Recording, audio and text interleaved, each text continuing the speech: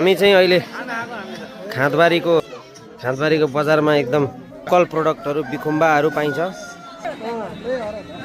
सक्खर कसरी पर्छ? भाग ल सुन्तलाको भाग 120 रुपियाँ, चुच्चेको भाग। बदाम कसरी हो आमा? 50 रुपियाँको 1 रुवा।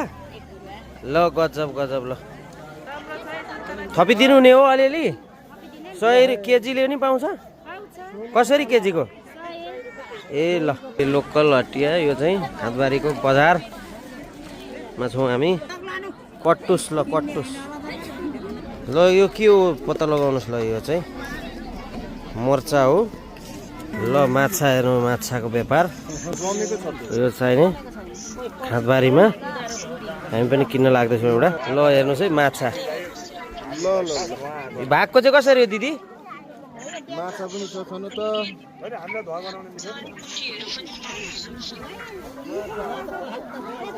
यहाँ पनि रहेछ ल माछा। माछा पखाली नपखाली खानु?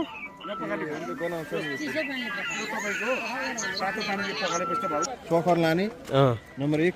नम्बर 2 कस्तो लाग्यो त तपाईँलाई यो खाँदबारीको बजार? खादिएको बारी रहेछ, गजबको छ, राम्रो छ। बजारभरि माछा गनाएर भनेको पासला आएर भनेको माछाले उग्र मार्केट लिएको छ। हामी अहिले के किन्न आएको त यहाँ चाहिँ पछि? मछली असला सक्खर टिमुर किन्न आएको। अरु के पाइन्छ चाहिँ